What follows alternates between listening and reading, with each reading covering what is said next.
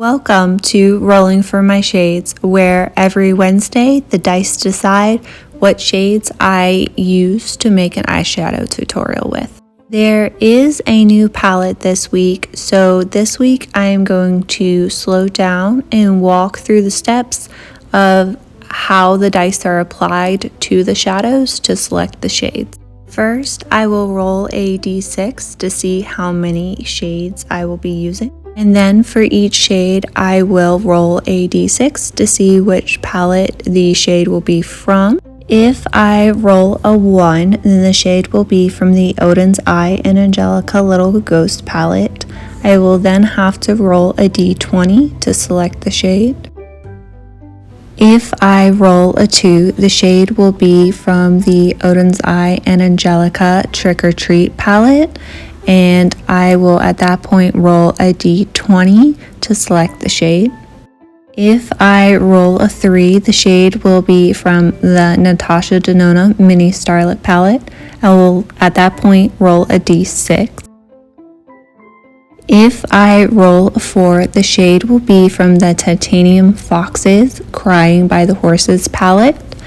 I will at that point roll a d20 to select the shade. If I roll a 4, the shade will be from the M81 Cosmetics Expedition to the M81 Galaxy palette, and I will roll a d10 to select the shade. This is where this week is different. I now have the Made by Mitchell color case, so if I roll a 6, I will then roll a d20 to select the shade that I use from this case. First, I rolled a d6 to see how many shades, and today I rolled a 3, so we will be using 3 shades today. I rolled a d6 to see which palette the first shade would come from, and I rolled a 4, which is the Titanium Foxes Crying by the Horses palette. There are 15 stunning shades in this beautiful palette, so I rolled a d20 to select the shade. When I rolled the d20, I ended up rolling a 6. I at first held it upside down and needed to double check if it was a 6 or a 9, but it was indeed a 6.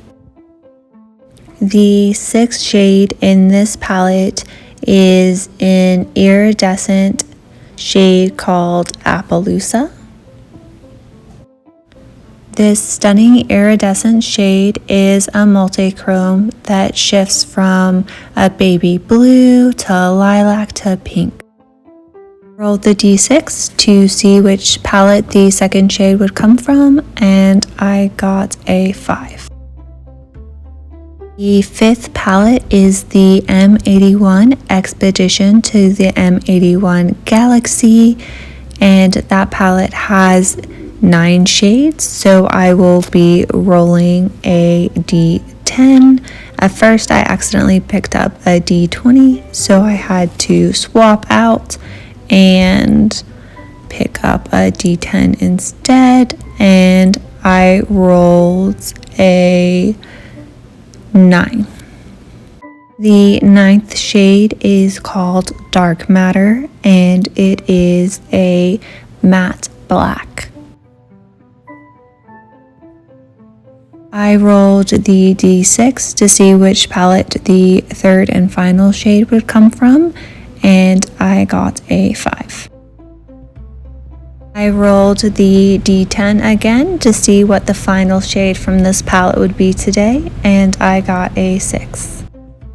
The 6th shade in this palette is the darker of the 2 grays in this palette, called Time Warp. This is a beautiful, cohesive story with lots of options, but I already know what I'm going to do with this. So I have recently been asked to do a certain shape in multiple different colors. So I knew that I wanted to do that shape today right away. So I started mapping out the shape with the black eyeshadow. The last time I did this shape, I used wet liners instead of eyeshadow, so I forgot how much time it takes to build up the eyeshadow to the level of intensity that I like.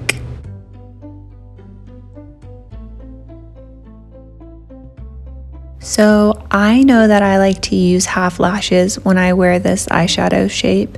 So I started to build up where I put a liner to disguise the lash band, and I messed up a little bit.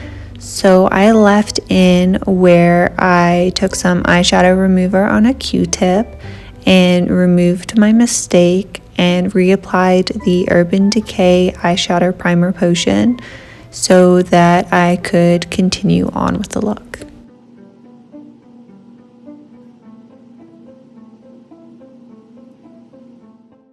Here I started to go in with the darker gray shade to sort of build a little bit of a gradient from the harsh black outline on the outer corner towards where I'm going to just use the iridescent shade on the inner corner.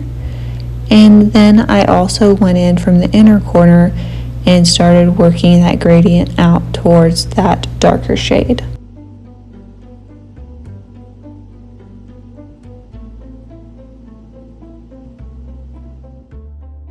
And I touched up some of the spots where I felt like I needed a little bit more black shadow. And then I went ahead and put that mascara on before I went ahead to go off camera to apply the lashes. I'm not confident enough with my lash technique or graceful enough with my lash technique yet to be able to do that on camera, but goals are goals. Eventually I'll get there. So I'm going to mess with this lash placement a little bit before I take pictures, because it's definitely not 100% right, but this is the final look. Here I am going to ask for advice. If you use false lashes, how do you store them so that you can get more than 3 uses out of false lashes? Or is that not really a thing? Thanks for watching. I'll see you again next Wednesday. Subscribe if you want to, but you don't have to. Another thing is I'm considering making this more of a community type thing where I can see the looks that you create with the color stories of the week. What do you think about that?